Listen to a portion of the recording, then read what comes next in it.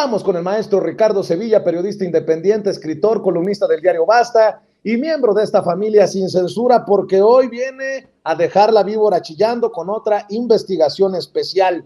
La UNAM, por mi raza hablará la derecha, y habla de los personajes, nos va a hablar de los personajes de derecha que se han enquistado en la máxima casa de estudios, que confirmaría tal vez esta investigación especial, mi querido Ricardo, lo que dijo el presidente ya desde hace muchos meses, que se la dio hacia la derecha, la máxima casa de estudios, que se puso el discurso muy conservador desde la UNAM. Palabras más, palabras menos del presidente Andrés Manuel López Obrador. ¿Cómo estás, Ricardo? Te abrazo. Así es, querido Vicente, público memorioso, abrazo fuerte de regreso. Y sí, tienes toda la razón. Esto vendría a recalcar eso que dijo el presidente López Obrador, pero no es solamente de ahora, es desde hace mucho tiempo. Desde hace tiempo la Universidad Nacional Autónoma de México se ha convertido en un bastión de escritores, políticos, intelectuales e investigadores conservadores. De acuerdo con diferentes testimonios recabados por Sin Censura, la llamada máxima casa de estudios lleva muchos años secuestrada por personalidades de la derecha, fundamentalmente priistas y panistas que se las han ingeniado para vivir parasitariamente del presupuesto de la UNAM. De acuerdo con estas versiones, hay personajes que aunque trabajan en la UNAM y deberían, en teoría, impartir cátedra o realizar investigaciones, sencillamente no lo hacen y por el contrario se dedican a servir a ciertos personajes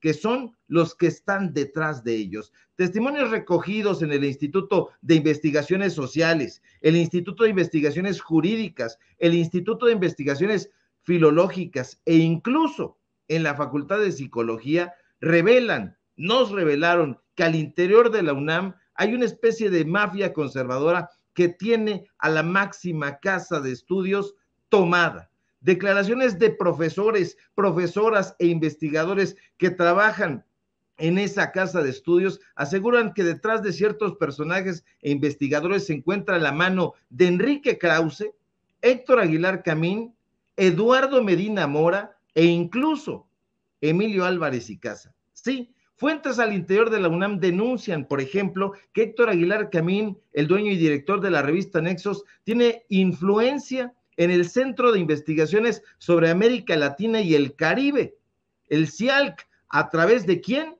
De un amigo muy cercano, Carlos Tello Díaz, quien es investigador de dicho centro. Carlos Tello Díaz, a lo mejor le suena el apellido, es hermano del comentarista político Javier Tello Díaz, que ellos vienen de la genealogía de Porfirio Díaz. Pero además de todo, estos sujetos son colaboradores de la revista Nexos y, en el caso de Javier, es analista de cabecera en el programa Es la Hora de Opinar, conducido por el columnista de Excelsior, Leo Zuckerman, a quien usted conoce perfectamente. Personal que trabaja en el Centro de Investigaciones sobre América Latina asegura que Javier Tello, quien se jacta de ser un analista libre e independiente, y lo hemos escuchado un 50 de veces, no lo es, porque no solo forma parte del llamado Grupo Nexos, sino que es abiertamente panista.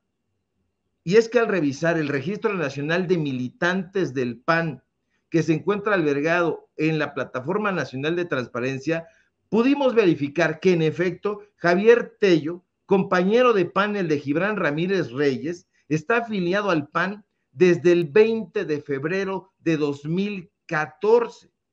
Ambos personajes, tanto Carlos como Javier, son hijos, para acabarla de amolar, del político priista Carlos Tello Macías, quien fuera secretario de Programación y Presupuesto, así como director general del Banco de México de 1976 a 1977, justo durante el sexenio de José López Portillo. De hecho, en diciembre de 2016, el Consejo Universitario de la UNAM decidió nombrar a Carlos Tello Macías, que también fue embajador de Cuba y de la extinta Unión Soviética por Carlos Salinas de Gortari. La UNAM decidió nombrarlo profesor emérito de la Facultad de Economía de la UNAM. Eso quiere decir, en otras palabras, que López Portillista, el salinista, está cobrando desde 2016 en la UNAM una pensión de por vida. Pero Héctor Aguilar Camín no sería el único que tendría una injerencia perniciosa en la UNAM. Eduardo Medina Mora, exministro de la Suprema Corte de Justicia de la Nación, también estaría ejerciendo una intromisión en la vida académica universitaria a través de su hermana, María Elena Medina Mora, quien actualmente es directora de la Facultad de Psicología. María Elena Medina Mora fue designada directora de esa facultad, de la Facultad de Psicología, en esta administración, en la administración del rector Enrique Graue. De hecho, la Junta de Gobierno de la UNAM designó a María Elena Teresa Medina Mora, directora de la Facultad de Psicología para el periodo 2020-2024. Lo curioso, lo anómalo, si usted lo quiere ver de esa manera, es que la hermana de Medina Mora solía formar parte de la misma Junta de Gobierno que la designó. Por si fuera poco, María Elena Medina Mora tiene un cargo vitalicio en el Colegio Nacional, donde también tienen cargos vitalicios, usted ya lo sabe, Enrique Krause, el exrector de la UNAM José Sarucán, el columnista del periódico Reforma Gabriel Said, la exesposa de José Woldenberg, Julia Carabias, y el ministro de la Suprema Corte de Justicia en retiro, José Ramón Cosío. Cabe recordar que durante el sexenio de Vicente Fox, Eduardo Medina Mora fue director del Centro de Investigación y Seguridad Nacional, mejor conocido como CISEN, y hay testimonios fotográficos de su íntima amistad con el narcotraficante Genaro García Luna, de abrazo y toda la cosa. Cabe decir al calce que hoy mismo Nicolás Medina Mora Pérez, hijo de Eduardo Medina Mora, para que vea usted cómo se dan la mano, es el flamante editor senior de la revista Nexos, propiedad de Héctor Aguilar Camín. Pero además de Aguilar Camín y de Medina Mora, Enrique Krause también estaría operando a través de ciertos personeros en la UNAM, a través concretamente de dos personajes que acaso son los más visibles en este momento y que usted conoce, Roger Bartra y Guillermo Sheridan. Bartra es investigador emérito, o sea, vitalicio, en el Instituto de Investigaciones Sociales de la UNAM. Guillermo Sheridan, hay poco que decir de Guillermo Sheridan, o mucho que decir, pero usted ya lo conoce, ya lo hemos exhibido. Ahora, no es solo Krause, no es solo Aguilar Camín y Medina Mora los que tienen sus alfiles enquistados en la UNAM. De hecho, el propio rector Enrique Graue Wichers tiene a su prima, Leonor Wichers Leal, como investigadora titular C de tiempo completo en el Instituto de Investigaciones Históricas, aunque para no hacer aspavientos ni levantar sospechas, está adscrita en el Colegio de Michoacán, pero depende de la UNAM. En el Instituto de Investigaciones Jurídicas de la UNAM, de plano, está atestado de personajes neoliberales. Aquí lo va a ver usted en su pantalla. Está Lorenzo Córdoba Vianello, que no es solamente un profesor, sino es investigador titular B, y ahí lo va a ver usted en su pantalla. Está María Marván Laborde, que usted la conoce perfectamente porque es una de las más cruentas opositoras al López Obradorismo, es panelista de Latinus, pero además formó parte del IFE, formó parte del INE. Está Francisco José Paoli Bolio, un panista que usted también conoce muy bien. Está Diego Valadez, este personaje que se ha ido a la yugular de la ministra Yasmín Esquivel en el último tiempo. Está el amigo, íntimo amigo, exdirector, de hecho, del Instituto de Investigaciones Jurídicas de la UNAM, Pedro Salazar Ugarte, consejero en Mexicanos contra la Corrupción y la Impunidad. Y una que no teníamos, que no nos sabíamos, pero que hoy se va a enojar Ricardo Rafael, porque está Lucía Rafael de la Madrid como investigadora también en el Instituto de Investigaciones Jurídicas. Sí, la hermana de Pablo Rafael de la Madrid, la hermana de Ricardo Rafael de la Madrid, son una élite. En la Junta de Gobierno de la UNAM, por si fuera poco, se encuentra la hermana del dramaturgo Hugo Iriart, que forma parte del consejo editorial de la revista Letras Libres, tanto de España como de México. Es Marcia Iriart Urdianaba. Ahí usted está viéndolo con datos duros. Pero las cosas no se acaban ahí, querido Vicente, ¿no? En el Instituto de Investigaciones Estéticas de la UNAM se encuentra registrada como investigadora María Isabel Álvarez y Casa Longoria, hermana de Emilio Álvarez y Casa. ¿Cómo le quedó usted el ojo? Pero hay un poquito más. Leonardo Curcio Gutiérrez también está como investigador en el Centro de Investigaciones sobre América del Norte. Usted conoce a Leonardo Curcio y lo ve en el 11, lo ve en el Financiero, lo ve en una fotografía con Amparo Casar y justamente con Ricardo Rafael de la Madrid. Entonces, tiene razón, querido Vicente, público memorioso, lo que ha dicho el presidente López Obrador. Sí, la UNAM está tomada por un grupúsculo de personajes que se han inclinado a la derecha, pero desde hace mucho tiempo. Y al ver estos directorios, al ver a estos personajes que tienen tanto tiempo en la UNAM, nos percatamos de que la máxima casa de estudios está tomada por la derecha. Y por eso decíamos, por mi raza hablará la derecha. Y esos son los datos duros del día de hoy, querido Vicente. Y antes de que te vayas, maestro, porque si ya dejaste la víbora chillando con esto que nos acabas de plantear, ya que nos pones sobre la mesa los datos duros, quiero escuchar tu opinión acerca de esto que me parece lamentable, ¿no? Primero, para darle contexto, maestro, el presidente Andrés Manuel López Obrador publicó en el Diario Oficial de la Federación el Plan B de la reforma electoral, el cual suprime la Junta General Ejecutiva del Instituto Nacional Electoral, reduce la unidad técnica de fiscalización a una dirección ejecutiva y modifica de manera importante la estructura y responsabilidades de los organismos públicos locales. Entre las leyes que se modifican con el decreto se encuentran la Ley General de Instituciones y Procedimientos Electorales, la Ley General de Partidos Políticos, la Ley Orgánica del Poder Judicial de la Federación y se expide la Ley General de los Medios de Impugnación en materia electoral. Los cambios más llamativos, dicen en este artículo que le leo de Milenio, los cambios más llamativos del Plan B serán la reestructuración del INE mediante la modificación de sus órganos desconcentrados, lo que representará, dicen en Milenio, un importante número de recortes en el personal de operación. ¿Por qué estoy leyendo de Milenio esto? Ya le voy a mostrar. Dicen, entre las víctimas de esta reforma se encuentra Edmundo Jacobo, quien hasta el último minuto del miércoles fungía como secretario ejecutivo del INE y quien a partir de hoy quedó despedido de su cargo. Pobre don Edmundo. Después de 14 años como secretario ejecutivo del INE, se va, se queda sin su pobre salario de más de 200,000 pesos al mes.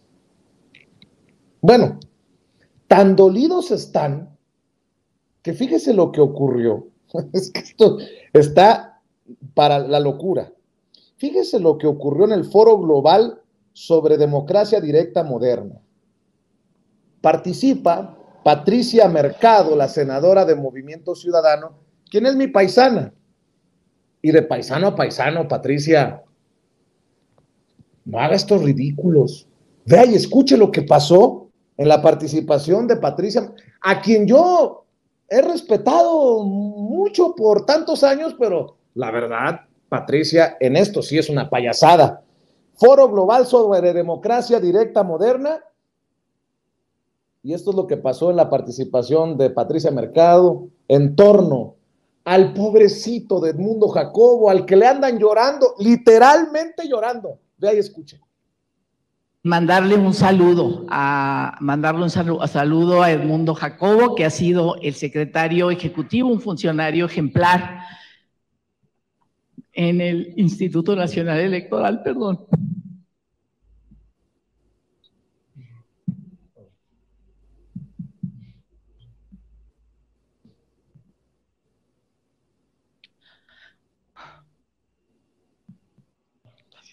Perdón, no sé por qué me pasó, pero bueno.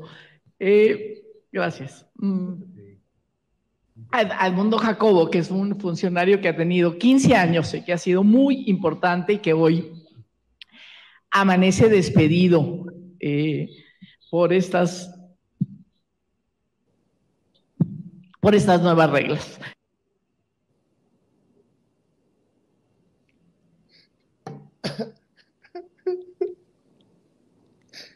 Ay, me conmovió tanto, Patricia.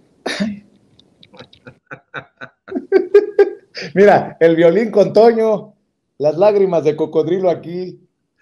Tú deja la víbora chillando, maestro. ¿Cómo ves esta payasada? No mamen, perdón. Es una absoluta fantochada, este tipo de cosas. De verdad, no se equivoca el presidente López Obrador. Este sujeto quiere empleo vitalicio. Ya estuvo diciéndole a los medios de comunicación corporativos que va a meter pleito, como si lo hubieran despedido injustamente. Ya estaba enquistado ahí. Todo el mundo sabemos quién es Edmundo Jacobo. O sea, lo conocemos perfectamente. Sabemos bien que forma parte de estas huestes que tienen secuestrada la democracia, y no solamente el Instituto Nacional Electoral, podrido hasta la médula, sino la democracia de este país. Le han hecho tanto daño y quieren seguírselo haciendo, aunque en realidad no se dan cuenta ni siquiera de dónde están parados. Esa es la realidad. Ellos no saben cómo funciona el Instituto Nacional Electoral. A ellos lo que les interesa son estos bonos, son estas prestaciones millonarias, son estos viajes pagados, porque está en los listados de que van y viajan por aquí y por allá, y todo con cargo al erario, por supuesto. Ya escuchamos cuántas veces han defendido con uñas y dientes que ganen más que el presidente López Obrador. En 14 años se quedó descobijado con ese salario tan pequeño. Por favor, es una ridiculez. Y escuchar a esta señora sollozando, llora y mueve sus manitas y solo se contenta llevándola a pasear, es una cosa absurda. Oye, Ricardo, me conmovió más que un capítulo de La Rosa de Guadalupe con esto que hace Patricia Mercado. Me da coraje, o sea, me río, pero en realidad me da coraje, porque la senadora de Movimiento Ciudadano, ¿cuántas veces habrá llorado? Porque, solo como ejemplo, Ricardo Salinas Pliego le da una patada, ya sabes por dónde, a personas hombres y mujeres, que han pasado años trabajando en sus empresas y que se quedan en la calle. ¿Cuántas veces habrá llorado Patricia Mercado? O la pregunta debería de ser, ¿a qué le llora Patricia Mercado, Ricardo? Sí, exactamente. Le está llorando a la amistad perdida que se lleva el barco de los dineros. Ella está paradita ahí en el muelle viendo cómo parte el barco del dinero, el barco del presupuesto. Yo realmente creo que ahí la traicionó el inconsciente o el subconsciente, diría los freudianos, y bueno, está llorando por eso, la traición del subconsciente, pero no está llorando por la suerte que le vaya a deparar a su cuate. Todos estos personajes, fíjate, han estado enojados, han estado despotricando, han estado pendejeando, mentando la madre, pero ahora llegó el momento del llanto, porque están viendo acercarse la salida de Lorenzo Córdoba y de sus huestes, y ahora no habrá ahí cómo hacer chanchullo. Héctor Aguilar Camín, Enrique Krause, también están llorando, también están por lo menos mordiéndose las uñas. Ya vimos cómo el propio Guillermo Sheridan se desgarra las vestiduras y dice que la presidencia tiene una persecución en contra de él. No, lo que hay es simple y sencillamente un ajuste de cuentas de la sociedad. Estos personajes ya viejos, ya vetustos, ya primitivos, pensaron que se iban a enquistar en el poder y que iban a morir ahí y que no iba a haber un cambio de régimen, que todo iba a ser el PRIAN y que los iban a poner como ellos pedían. Pónganme donde hay, que yo me encargaré de remangarme la camisa y atascarme con el dinero del presupuesto, con el dinero de la gente. Pero no, ahora no contaban con la astucia del presidente López Obrador, no contaban con la astucia de los periodistas independientes que están remontando, porque no venimos de ayer, de la semana pasada, sino hemos estado ahí opacados en nuestro trabajo precisamente por esos personajes. Esto que presentamos hoy en esta investigación especial es prueba fehaciente de ello. ¿Usted había oído hablar de estos personajes? Es aterrador que los encontremos en los periódicos, que los encontremos en los medios digitales, que los encontremos en las radiodifusoras, que los encontremos en las organizaciones civiles, pero aterrador que estén también en la Universidad Nacional Autónoma de México, que estén ahí enquistados. El país era para ellos, se lo repartían. Vean nada más esta imagen, es absolutamente asquerosa. Y esto no lo podrán debatir, están en todas partes. ¿Qué tiene que hacer ahí en el directorio Lorenzo Córdoba? Investigador. ¿Qué ha investigado en el último tiempo? ¿Qué ha investigado en alguna ocasión? Y sobre eso no hace una investigación Guillermo Sheridan. ¿Qué ha investigado Diego Valadez?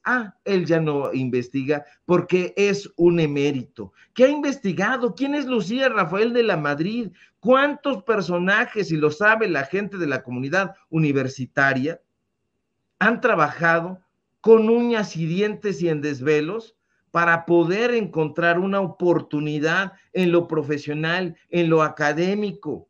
Y no se les ha dado porque estos personajes están ahí enquistados. Por eso, desde mi punto de vista, querido Vicente, es el llanto de Patricia Mercado, pero es un llanto que no tiene nada que ver con la partida de su amigo, tiene que ver con que se está desmoronando el castillo de oro del neoliberalismo y se está hundiendo en un fango. Y con esas imágenes de Patricia Mercado nada más cierro con un editorial.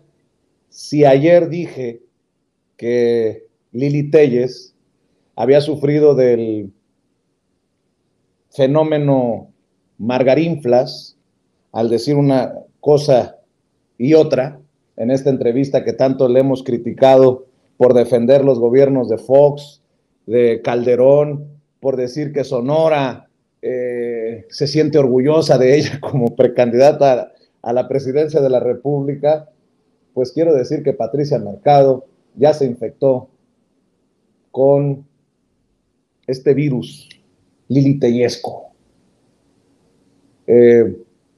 Ya sabemos a qué se puede dedicar Patricia Mercado. Con mucho respeto, Patricia, cuando deje la política, la podrían esperar con las puertas abiertas en Televisa para estos capítulos de La Rosa de Guadalupe. Mi querido Ricardo Sevilla, ya dejaste la víbora chillando. Pues ahora hay que pedirle a la gente que te apoye en tus trincheras independientes, porque continúas trabajando para cumplirle cabalmente a las audiencias, y muy pronto que estén al pendiente, porque muy pronto se vienen sorpresas en Sin Censura TV.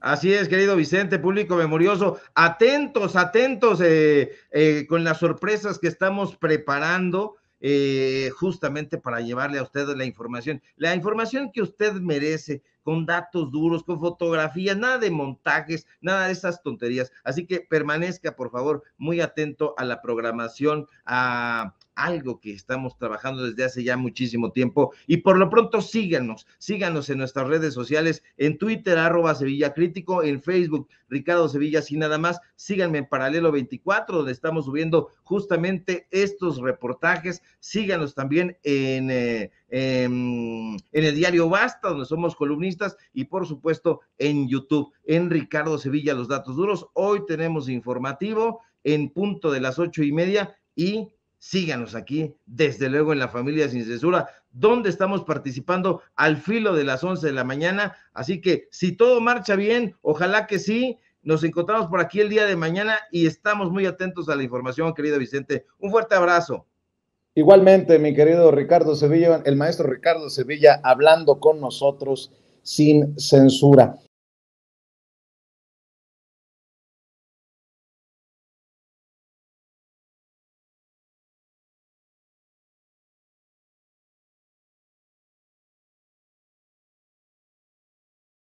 Preparar la mesa de diálogo que se viene a continuación con la querida Renata Turrent, que ya está lista, así como el maestro Jaime Hernández. Ya están listos para hablar sin censura de los temas relevantes. Renata Turrent, asesora en políticas públicas, querida amiga de Sin Censura. ¿Cómo estás, Renata? Hola, amigo querido, qué gusto estar contigo, todo tu auditorio, y también con el maestro, qué gusto estar por acá. Gracias. Jaime Hernández, editor de La Jornada Sin Fronteras en el gran periódico La Jornada.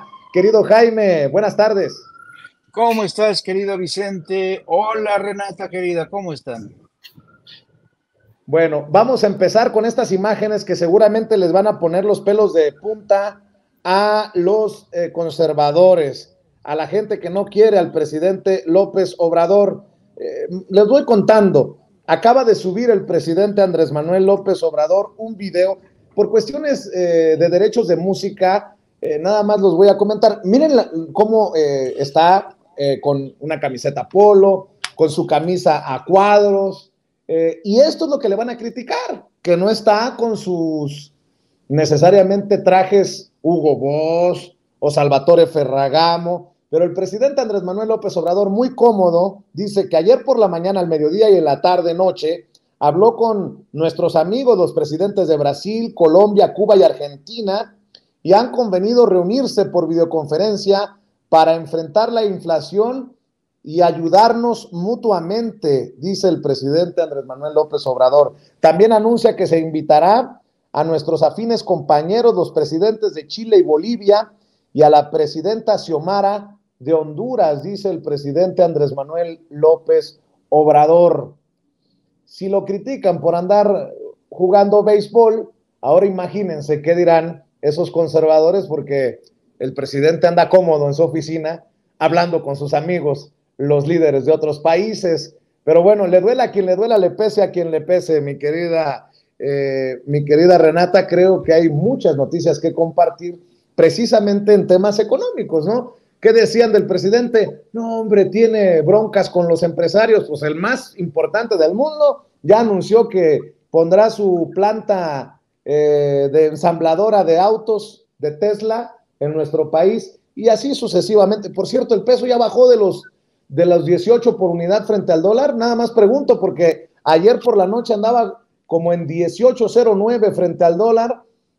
Pero eso no es por López Obrador. Bueno, pues pasen tiempos de López Obrador, hombre, carajo, por lo menos. Mi querida Renata, escucho tus opiniones.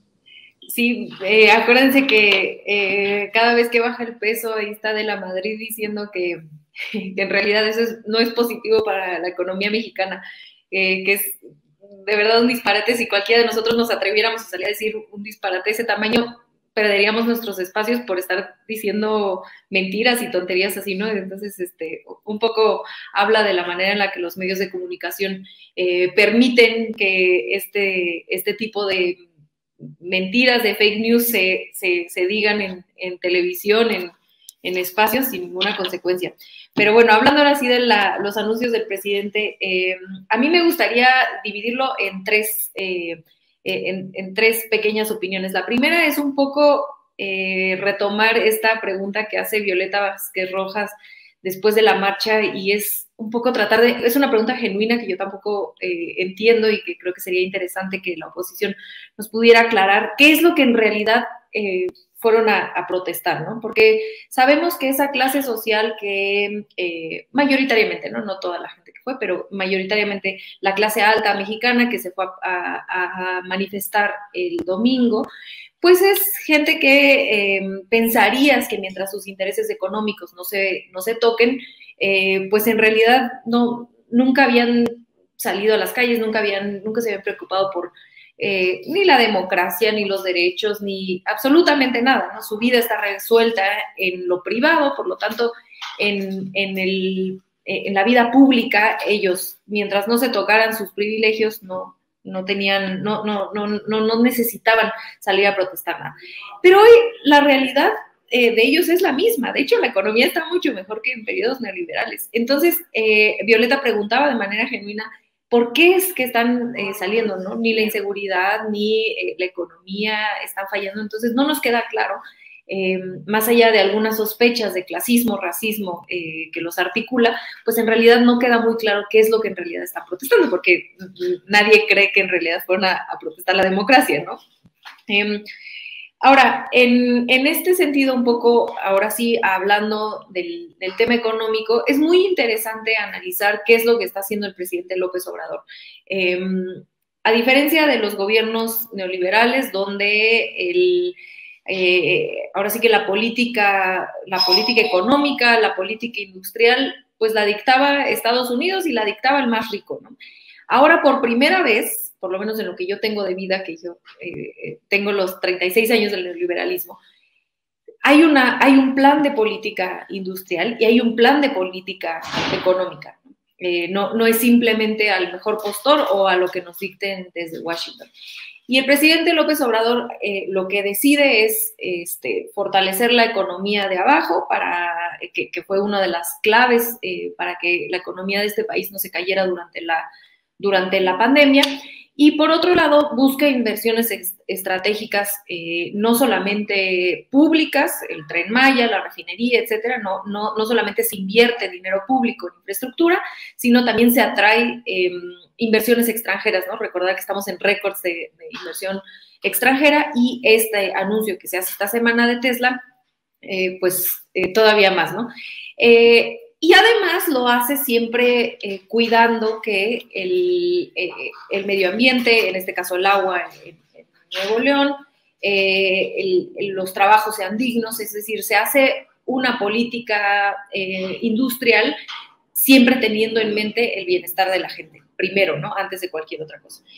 Y al mismo tiempo, de manera paralela, un poco tratando de desglosar la manera en la que el presidente ha planteado su política económica, tiene una muy buena relación con Estados Unidos, sin dejar que se sigan metiendo en materia de seguridad, en materia de democracia, que ahora andan muy, muy interesados en una reforma secundaria, curioso, pero mantiene una buena relación económica con ellos, diplomática con los gringos, pero al mismo tiempo abre la relación comercial y la relación política con el resto de América Latina.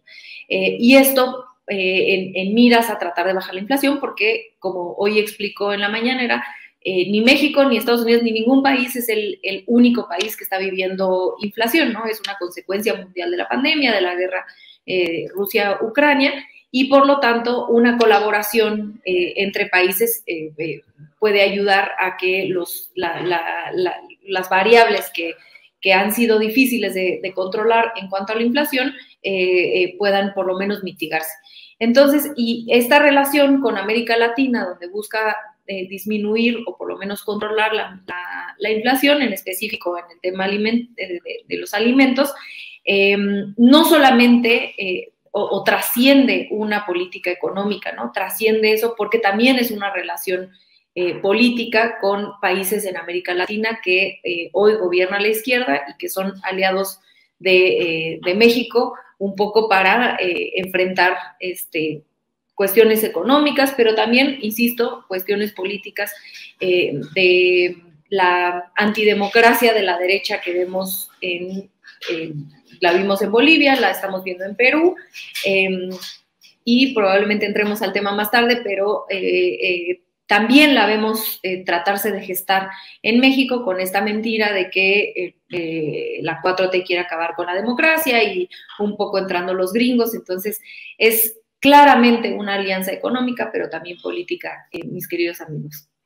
Pues entrémosle, mi querida Renata, para también escuchar las opiniones del maestro Jaime Hernández. Hoy el presidente, por ejemplo, exhibió a José Narro, el ex rector de la UNAM.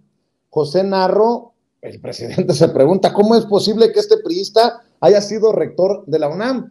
Pues con lo que nos presentó Ricardo Sevilla y los personajes conservadores enquistados en la máxima casa de estudios de México, pues no sorprende. Y bueno, pues es que hasta de risa loca, Jaime, que digan que el presidente Andrés Manuel López Obrador va contra la democracia, cuando Vicente Fox en su momento, y lo ha dicho el presidente una y otra vez, qué bueno que por fin Jesús Ramírez Cuevas, el vocero presidencial, encontró el fragmento en donde Rubén Luengas, cuando nos llevábamos bien, Rubén Luengas retomaba aquel fragmento de la entrevista que me concede en Chicago cuando yo trabajaba en Telemundo Vicente Fox, y admite que metió la mano para que no llegara Andrés Manuel López Obrador a la presidencia. Ese chamacón sin canas, sin arrugas, más delgado, sí, es Vicente Serrano. Y esos enemigos de la democracia o esos fantoches que nos vendieron humo, pues ahora son los que atacan a López Obrador, son los que hacen alianzas. Vamos a ver esta parte de la mañanera y ya escuchamos tus opiniones, mi querido Jaime. A mis colegas de En Contexto de Chicago, usted aceptó en esa entrevista que había que frenar a López Obrador y que influyó su intervención para frenar a López Obrador. La Suprema, es decir, el tribunal... Eso en Chicago, lo tengo grabado aquí en el canal nuestro. Dije en Washington, no fue así. Bueno, lo entrevistaron para el canal nuestro, de Chicago. Bueno, correcto, en Washington. Pero lo dijo. No hace falta, lo tengo grabado. Esto fue lo que le dijo a mi colega de Chicago. Era importante para promover la democracia en México sacar al PRI de Los Pinos, y era importante detener a López Obrador, que en demagogia y engaño se le ha ido dándole a tole con el dedo a la gente, al estilo de Hugo Chávez, al estilo de Correa. Lo que dije exactamente fue lo siguiente ahí en Washington. Estaba yo hablando de liderazgo a una audiencia que me pidió una presentación de liderazgo. A ver. Aunque entre preguntas de la prensa, aceptó por primera vez que en 2006 hizo todo lo posible para que Andrés Manuel López Obrador no llegara a Los Pinos. Lo que sí hice, todo lo que estaba en mi terreno, dentro de la ley, para que ese cuate no llegara, presidente. Dentro de la ley. Y tan es así que no sufrí castigo alguno. ¿Ya vieron? No para los que votaron por el cambio y por Fox, y sobre todo por los jóvenes, porque él llega después de 70 años de dominio. Fíjate, mi querido Jaime, qué importante lo que hace el presidente Andrés Manuel López Obrador en las mañaneras, y qué bueno que ya pudo rescatar por fin este fragmento de la entrevista que nos concedió en Chicago Vicente Fox, en la que admite la mano que metió para detener a López Obrador en aquellos años cuando fui conductor de noticieros en Telemundo, cuando era conductor de noticieros en Los Ángeles de la misma empresa Rubén Luengas. Ya después nos peleamos y nos agarramos del chongo y lo que sea, pero qué importante, porque exhibe a un Vicente Fox que buscaba por la democracia sacar al PRI de Los Pinos. ¿Y qué hizo después? Pidió el voto por Enrique Peña Nieto, el del PRI, para que regresara el PRI a Los Pinos. Y luego, por la democracia, era importante detener a López Obrador por la democracia. No, puta madre, pues si alguien no ve las incongruencias, pues yo creo que van a votar por Lili Téllez diciendo que en algún momento hizo campaña contra el PRIAN y ahora quiere representar al PRIAN. Solo como ejemplo, mi querido Jaime, estos personajes son los que dicen defender la democracia y defienden al INE. Ahí te la dejo de tarea. Híjole, es que de verdad este es un tema que da para horas, y me voy a tratar de explicar de manera, no voy a procurar no extenderme. Mira, para mí Vicente Fox se convirtió, para empezar, él es un fascista con botas y sombrero de ranchero. Eso yo lo tengo claro, es un fascista. Y el problema es que siempre ha sido un fascista que siempre complació a los oídos de Washington, ¿no? Vicente Fox repetía el mismo guión que le gustaba escuchar a Washington. Fue siempre muy obediente, ¿eh? Con Washington, Vicente Fox. ¿Te acuerdas de aquel episodio con Fidel Castro que le dijo a Castañeda, por favor, no quiero que George Bush se enoje, por favor, dile que venga a la cumbre, que coma y se largue, ¿no? Y se vaya, ¿no? Entonces, pero Vicente Fox, que fue un traidor al sistema democrático en México porque prometió una transición con la que nunca cumplió, además se convirtió en una especie de hacendado de ese rancho que él consideraba su rancho México, y en muchos sentidos ese hacendado cumplía todos los requisitos para regir ese territorio mexicano bajo la mirada del Departamento de Estado de Estados Unidos. Vicente Fox en muchos sentidos se convirtió en esa promesa de transición a la democracia que sonaba muy bien, no solamente para los mexicanos, sino que sonaba sobre todo muy bien para Washington. Washington le dio su bendición. Y como tú bien mencionas, cuando Vicente Fox quiere y luego iniciar el retorno del PRI, Washington siempre ha tenido esta mentalidad, este esquema mental de que México tendría que ser bipartidista, como es el caso de Estados Unidos, PRI y PAN, y que se vayan alternando en el poder, ¿no? Cuando estaba en la contienda electoral, Enrique Peña Nieto, yo recuerdo que entrevisté al subsecretario de Estado para el Hemisferio Occidental, y yo le preguntaba entonces al subsecretario si acaso confiaba en Enrique Peña Nieto para regresar a la presidencia de México. ¿Considera usted que el PRI realmente ya hizo su travesía por el desierto? ¿Considera usted que el PRI ya no es el dinosaurio que solía ser? Y me contestó, no, yo sí creo que Enrique Peña Nieto representa a una nueva generación del PRI, más democrática, más honesta, más joven. Y evidentemente, ¿qué resultó? Pues resultó un desastre. Resulta que esta promesa de cambio al interior del PRI, pues era más de lo mismo, incluso mucho más corrupta, ¿no?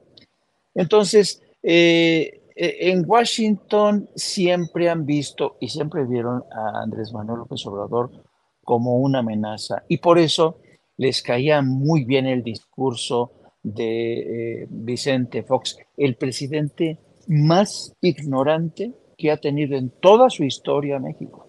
Es un hombre que ni siquiera sabe escribir, es un antidemócrata, es un ladrón, es un fascista que hizo todo lo posible por impedir la llegada de Andrés Manuel López Obrador.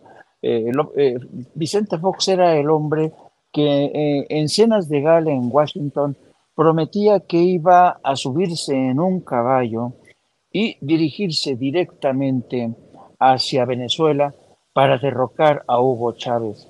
Ese era Vicente Fox, era, digamos, un cruzado de la causa a la derecha que le caía muy bien a Washington, pero, insisto, decepcionó, engañó. Él dice que López Obrador se le ha pasado engañando a todo mundo con su demagogia. ¿Y qué decir de este hombre que engañó a todo mundo? Incluso hubo gente, yo me acuerdo, en medio de intensos debates, que me decían, no, Vicente Fox realmente va a cumplir su promesa de la transición. Y uno decía, pues vamos a ver, ¿no? Sobre todo, por ejemplo, en el ámbito de los medios de comunicación. Pero resulta ser que cuando llega Fox ni hay proceso de transición, destruye medios de comunicación, como pasó con la cooperativa de Excelsior, impone a su gente El actual director de Excelsior, por ejemplo, pues es gente de Fox y de Martita Sagún. Yo me acuerdo con este Pascal Beltrán del Río, iba como el llavero de Vicente Fox cuando iba a sus giras a Nueva York, ahí lo llevaba como su llavero que le cubría sus discursos. Entonces, este hombre realmente no tiene ningún tipo de autoridad moral, porque yo creo que, y lo peor de todo, ¿sabes qué?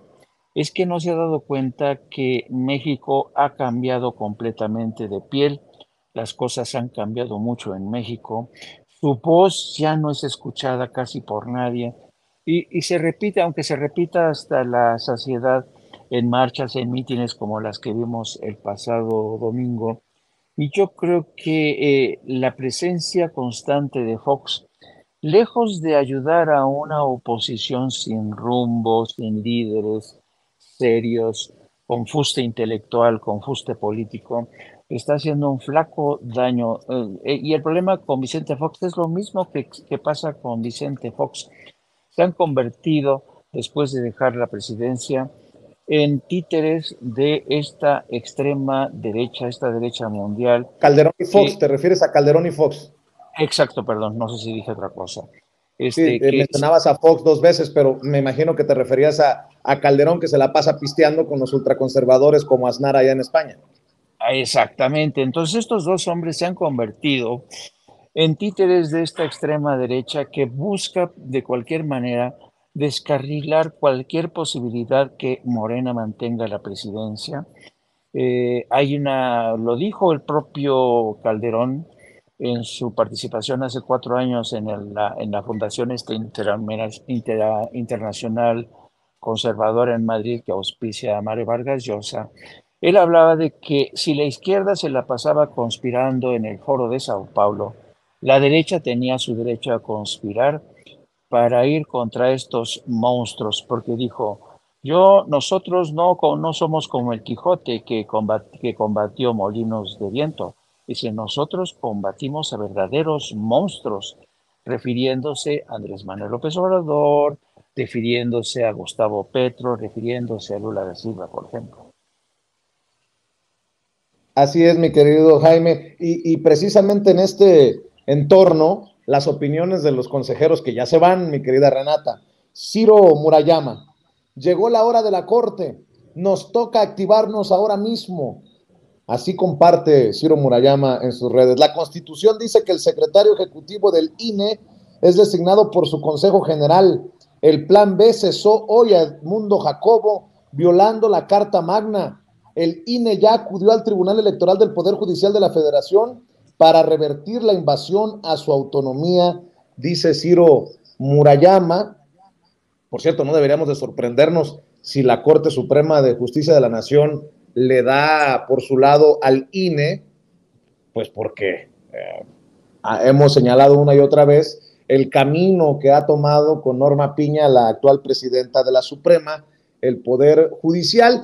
Y bueno, en ese sentido, el lloriqueo por este personaje que se pasó 14 años como secretario ejecutivo, y hace unos minutos exhibíamos el llanto de, perdón que me da risa, de Patricia Mercado, la senadora de Movimiento Ciudadano, porque el señor Edmundo Jacobo fue cesado. Échamelo otra vez, David, para que nos comente de aquí en adelante también Renata. Mandarle un saludo a Edmundo Jacobo, que ha sido el secretario ejecutivo, un funcionario ejemplar en el Instituto Nacional Electoral, perdón.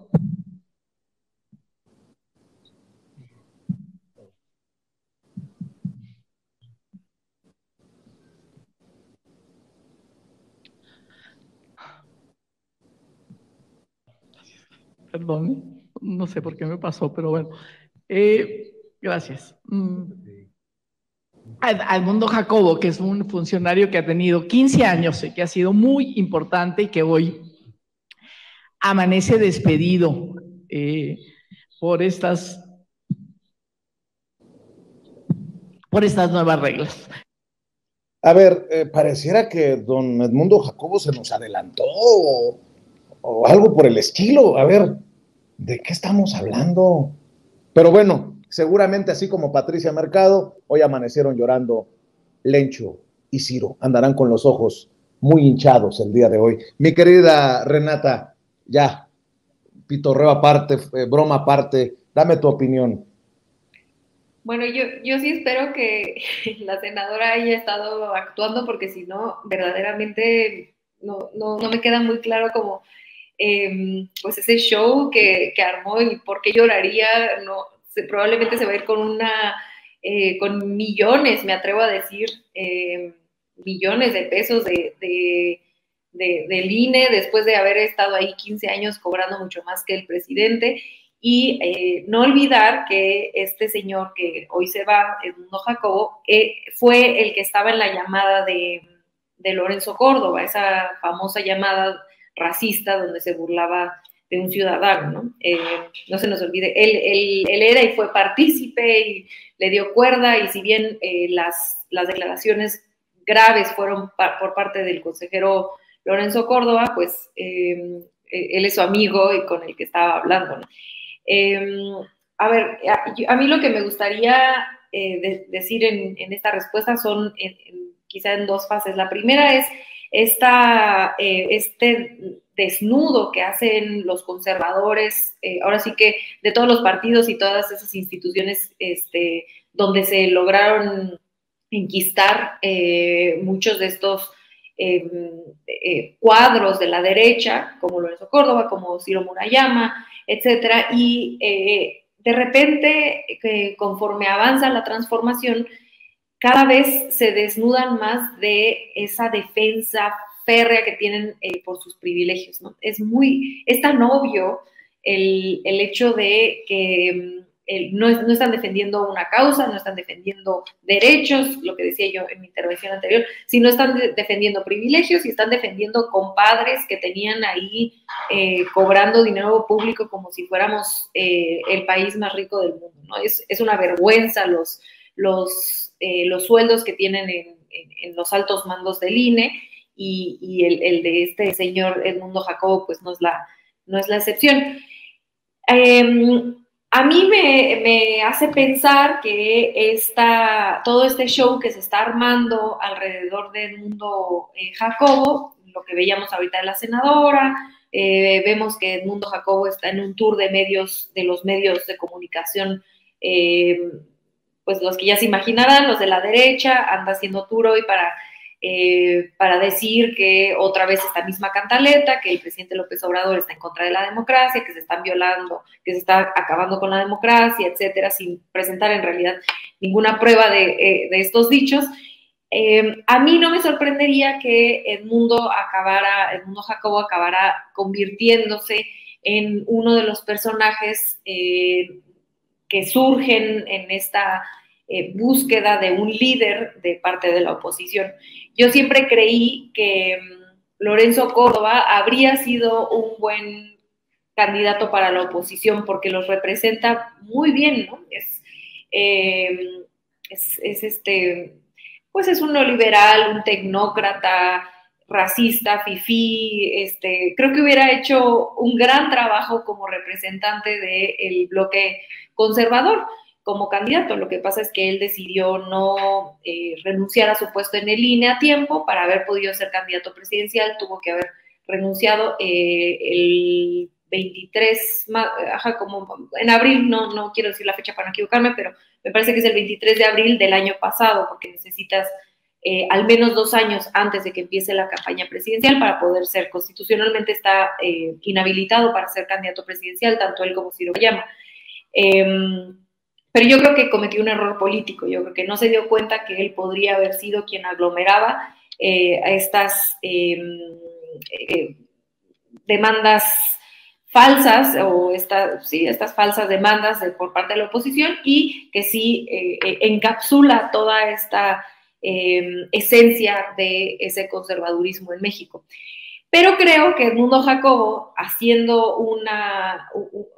la oposición usándolo como una víctima del sistema opresor y del, si no me están viendo, estoy haciendo comillas, del gobierno de López Obrador, podría, no sé si le alcance para construir una figura pública de tal magnitud, como para encabezar el esfuerzo opositor, pero sí definitivamente lo van a usar, como ya usaron a Beatriz Pajés, como ya usaron a De Cosío, como tratan de usar a estos ciudadanos supuestamente apartidistas, ciudadanos, que de apartidistas y ciudadanos tienen lo mismo que yo, o sea, nada, y tratar de construir esta falsa narrativa de que en realidad ellos representan a la sociedad civil, que en realidad ellos representan a la sociedad mexicana, a los ciudadanos, y de esa manera poder mantener esta efervescencia que les causó esta marcha este meeting que hicieron el domingo, un poco estirarlo a más largo plazo, ¿no? Porque una vez que los consejeros Murayama y Córdoba se vayan de sus puestos en abril, en realidad es que sí pierden dos piezas políticas importantes dentro del instituto para lograr articular esta única causa que los ha logrado articular después de 4 años de gobierno del presidente López Obrador. Entonces sí creo que podemos esperar que hacia adelante usen o traten de usar, habrá que ver qué tan carismático logra ser, qué tanto logra conectar, e insisto, no estoy diciendo que lo van a poner de candidato presidencial necesariamente, pero sí como una figura política de la oposición que representa la tecnocracia, el apartidismo, etcétera, dado que sus cuadros políticos partidistas están totalmente desprestigiados y muchos de ellos incluso pues por lo menos esperaríamos investigaciones que tendrían que tener por parte de la Fiscalía por delitos y crímenes que probablemente hicieron en sexenios pasados, como lo hizo Calderón, muy probablemente. Y por último, como bien mencionas, creo que el ojo, al final de cuentas, creo que esto es una valoración política que se puede hacer sobre la estrategia de la oposición y de cómo posicionan a diferentes personajes para poder mantener ese mensaje de la defensa del INE a más largo plazo, pero creo que los ojos en realidad deben estar, los ojos de todos nosotros deben estar ni siquiera en ellos, sino en, como bien tú dices, en el Poder Judicial, que a partir de la entrada de la ministra Piña se ha convertido en el operador del crimen organizado y el crimen de cuello blanco de este país, ¿no? Ayer un juez o jueza, ya no me acuerdo si fue juez o jueza, hace esta movida a favor de Cabeza de Vaca. Vimos lo de la esposa de Genaro García Luna a los 30 minutos de que lo habían declarado culpable. 30 minutos después le descongelan las cuentas por esta jurisprudencia que hizo Medina Mora, el ministro que fue colaborador cercano, ahí no hablaban de separación de poderes, ¿no? Cuando estaba el ministro Medina Mora con Calderón, es esta jurisprudencia que hace Medina Mora para que se puedan descongelar las cuentas de un presunto criminal que está en un juicio en Estados Unidos o en otro país, a menos que el país extranjero le pida a México que no descongelen las cuentas. Imagínense eso, es que vale la pena de verdad analizarlo. Imagínense a lo que llegó la descomposición en la que está el Poder Judicial. Que un país extranjero nos tenga que venir a decir a nosotros si podemos o no podemos descongelar una cuenta. Imagínense, es que es gravísima la injerencia, es gravísima la corrupción a lo que llegó el Poder Judicial en este país y a lo que sigue llegando hoy con la ministra Piña, y sinceramente no me sorprendería que, dado que, insisto, y con esto cierro, pierde la oposición 2 piezas en puestos institucionales importantes, como es el INE, el consejero presidente y el consejero Murayama, se van en abril, no pueden ser candidatos a la presidencia ninguno de los dos, y no me sorprendería que se muden a una estrategia que de por sí ya llevaban tiempo judicializando la política con sus amparos, con que no querían ganar menos, el Tren Maya, todo lo han querido judicializar. No me sorprendería que ahora digamos, sus balas se vayan hacia el Poder Judicial. Ahora sí que ahora se van a mover a decir que el Poder Judicial no se toca, y desde ahí tratar de seguir operando políticamente. Mi humilde opinión, mis queridos amigos. Bien hemos dicho, y creo que el tiempo nos está dando la razón, que lo peor estaba por venir, y ahora se vienen las cosas pesadas, con un Poder Judicial que creo que es evidente que no está necesariamente a favor de los intereses de la Cuarta Transformación, no está a favor de la justicia para todos en nuestro país, salvo que tú veas otra cosa, mi querido Jaime.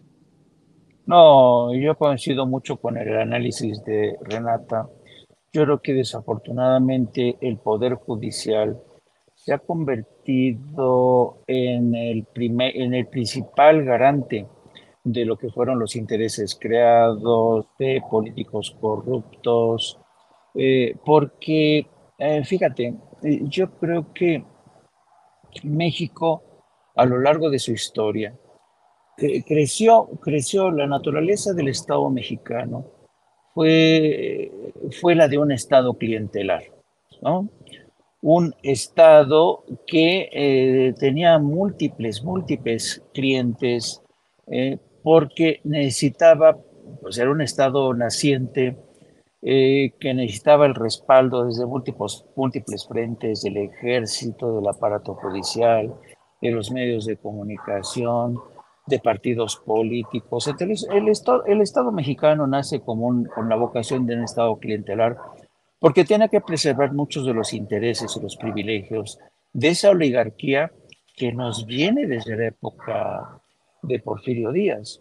Entonces, en ese contexto y en esa lógica de un Estado clientelar, el Poder Judicial se ha convertido en el principal custodio, en el principal garante de esos intereses.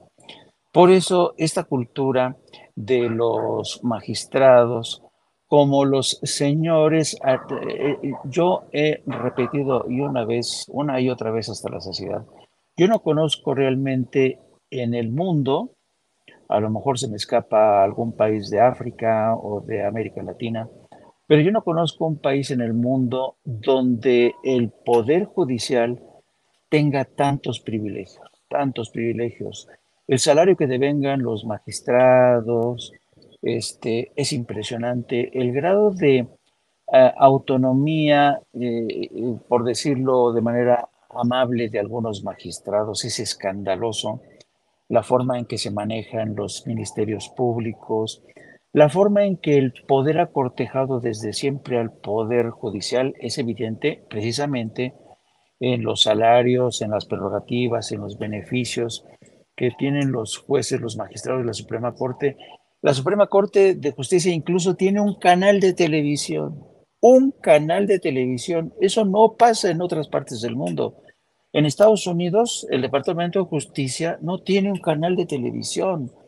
Yo no conozco de verdad otro país donde la Suprema Corte tenga un canal de televisión. Entonces, ahí te das cuenta, además, el canal de la Suprema Corte, Dios mío, en serio, es de un aburrimiento total, con programas en la que entrevistan a los magistrados, en la que participan abogados, dándonos clases, que es un bostezo tremendo. Ese canal que le dieron a la Suprema Corte de Justicia, la verdad es que sirve para un carajo, pero ahí te das una cuenta de cómo el poder político estuvo precisamente al servicio de la clase política en la lógica de ese Estado clientelar. Vimos el caso de Medina Mora. La familia de Eduardo Medina Mora, ahora que hablaba Ricardo Sevilla, han sido y siguen siendo un poder fáctico dentro del aparato del Estado. A Eduardo Medina Mora se le permitió una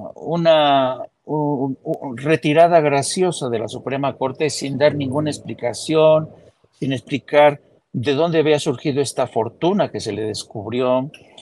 La hermana de Eduardo Medina Mora fue durante años la directora del Instituto de Psiquiatría, que es el más prestigioso, pero ella misma no es psiquiatra, no es psiquiatra. Pero, y esto me lo comentaban amigos desde instituciones de salud, cuando hablaban de la hermana de Eduardo Medina Mora, decían, no, es que los Medina Mora siguen pesando y mucho en el ámbito académico, en el ámbito judicial. Entonces fueron estos gerifaltes de los poderes que se incrustaron en la UNAM, en el aparato de justicia, los que han gozado y los que permanecen impunes, ¿no? ¿Tú te recuerdas aquella vez, y lo hacía con bastante lógica en la lucha por el poder, aquel video de Héctor Aguilar Camín con ex colegas, creo que del Colegio Patria, del Colegio Madrid, donde él ofrecía la fórmula, la receta para ir contra la 4T y López Obrador? Y él señalaba como punto de partida eh, ir y platicar en corto con los magistrados. ¿Por qué? Porque los magistrados son unos togados que se han convertido en los custodios de los usos y costumbres de esa oligarquía, de las riquezas de esa oligarquía, del poder de esa oligarquía. Han mediado y han emitido pronunciamientos que van en tantos sentidos para empoderar, para hacer transferencia de riqueza, de patrimonio ilegal a muchos políticos. El otro día el presidente hacía mención cómo Norma Piña ya ha llegado a declarar una suerte de autonomía del Poder Judicial sin precedentes, es decir, no que nadie se meta con el Poder Judicial, como si realmente el Poder Judicial fuera un ente que se ciñe estrictamente a lo judicial, cuando también toca, y en muchas ocasiones, el ámbito de lo político. Un ámbito de lo político que nos concierne a todos, al Poder Ejecutivo, al Poder Legislativo, a los ciudadanos. Entonces, Norma Piña no puede convertir al Poder Judicial en una ínsula barataria al servicio de los más poderosos de esa oligarquía que tiene prisa por retornar al poder. Y yo creo que la batalla apenas ha iniciado, con Norma Piña como una de sus principales piezas para declarar inconstitucional el Plan B. Esa batalla va a estar muy interesante. Pero, ¿sabes qué? Yo observo todo esto, contemplo esto. Yo sé que las cosas no se hacen, no se logran de la noche a la mañana, pero confieso que ciertamente a veces me frustra el tener un sistema judicial tan jodidamente entregado a la oligarquía, tan corrupto, y una Fiscalía General de la República que es una tortuga que realmente a mí en lo personal me ha decepcionado tremendamente. Y como tú decías al inicio de esta intervención, querido Vicente, yo creo que todavía lo peor está por suceder, porque yo he repetido muchas veces que estamos en ese momento en que creímos que habíamos terminado con el antiguo régimen. Ahora vamos a ver si ese antiguo régimen no termina con nosotros. Querido Jaime, ¿por qué no cerramos invitando a la gente a tus espacios, a tus trincheras, maestro? Pues sí, en cuestión ya de 1 hora con 10 minutos entraremos en directo con No Apto para Cínicos, el canal que tengo el honor de dirigir con nuestra productora Lourdes Salas. Vamos a entrar a las 2, a las 14 horas. También les invito a que nos sigan a través de nuestras redes sociales en @JaimeJourno y también a través de la sección de la Jornada Sin Fronteras de nuestro gran periódico La Jornada. Un abrazo, querido Vicente, y a la querida Renata. Claro que sí, maestro, estamos al pendiente. Renata, ¿por qué no cerramos también invitando a la gente a tus redes, a tus cuentas? A mí también me encuentran en Instagram y en Twitter como @rturrent, en este hermoso espacio los jueves o viernes. Y hoy voy a estar platicando sobre la marcha del INE con Fabricio Mejía en la Brigada para leer con Libertad. Ahorita les dejo el link en el chat por si también quieren acompañarnos en la noche. Y mandarles un abrazo a ti, querido Vicente, a ti, querido Jaime, por supuesto a toda la audiencia, que siempre los leo con muchísimo cariño. Un beso a todo el equipo de producción hasta allá. Muchísimas gracias por el espacio y nos vemos la semana que viene. Claro que sí, nos vemos la semana que entra. Gracias a Renata, gracias al buen Jaime, que pasen excelente tarde. Amigos, amigas, regresamos en breve, pero mientras seguimos hablando sin pelos en la lengua, sin censura, usted puede suscribirse a nuestros 3 principales canales en YouTube. Sin Censura Media, en donde tenemos más de 1,600,000 suscriptores, Sin Censura TV, en donde tenemos más de 1 millón de suscriptores, y en Sin Censura Presenta, en donde queremos llegar muy pronto a los 100,000 suscriptores. Si usted ya está inscrito en Sin Censura Media, suscríbase en Sin Censura TV. Si ya está suscrito en Sin Censura TV y Sin Censura Media, suscríbase a Sin Censura Presenta. Recuerde que es gratis, no tiene que sacar un solo centavo de su bolsillo para apoyarnos. Dele clic en la campanita para que los señores y señoras de YouTube envíen las notificaciones cuando estemos transmitiendo en vivo y en directo o estemos subiendo videos. También nos puede seguir en Twitter en @Vicente Serrano y hasta en Instagram.